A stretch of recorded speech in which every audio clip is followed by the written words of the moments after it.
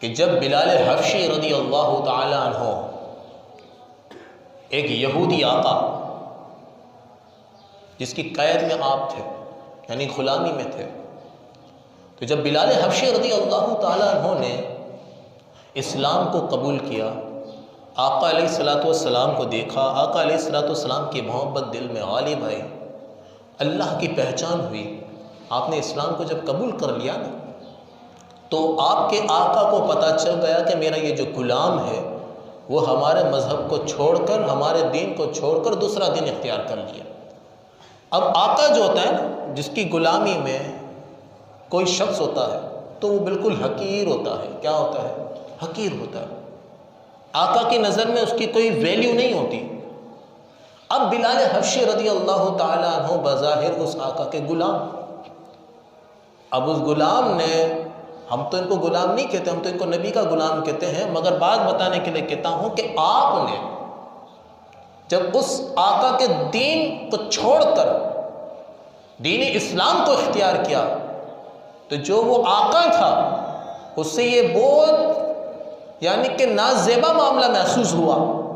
उसने क्या किया कि बिलाल हबशी रदी अल्लाह ताला अन्हु को तपती हुई रेत में लिटा दिया, गर्म की हुई रेत में लिटा दिया, ऐसी शदीद तपती हुई, और साथ में आपके सीने मुबारका पे एक वजनी पत्थर रख दिया, और आपको इतनी अजियत हो रही है।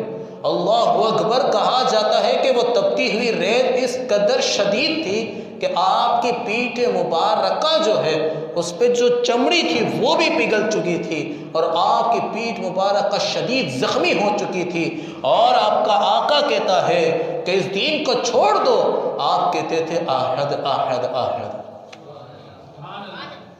बस जो खुदा है वो एक ही है, अल्लाह एक ही है, अल्लाहु अकबर। आपके ज़ुबान पर यही जारी था।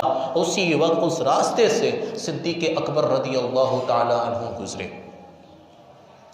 सिद्दीक़ अकबर रदी अल्लाह ताला अन्हु गुजरे, और सिद्दीक़ अकबर रदी अल्लाह ताला अन्हु सुन भी रहे हैं कि आका कह रहा है कि दीन इस्लाम को छोड़ो, हमारे दीन पर आ जाओ। अल्लाहु अकबर। फिर ये भी सुन रहे हैं कि बिलाल हबशी अपनी ज़ुबान से आहद आहद कह रहे हैं, बस खुदा है तो वो एक ही है। अल्लाहु अकबर। सिद्दीक़ अकबर रदी अल्लाह ताला अन्हु गए उस आका के पास, कहा कि तुम मुझे कितने दिरहम व दिनार पर इस बिलाल को देते हो, यानी मैं इस बिलाल को ख़रीदना चाहता हूँ। जब उस आका ने सुना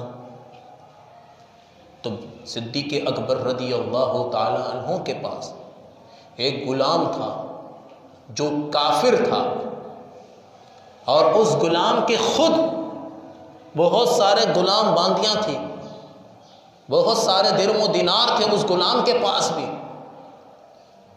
तो उस आका ने उस गुलाम के बदले बिलाल हबशी को बेचने का कहा। अल्लाहु अकबर। सिद्दीक़ अकबर रदी अल्लाह ताला अन्हु ने इस बात को कबूल कर लिया, कहा कि हाँ, तुम मेरे इस गुलाम के बदले में तुम मुझे बिलाल हबशी दे दो।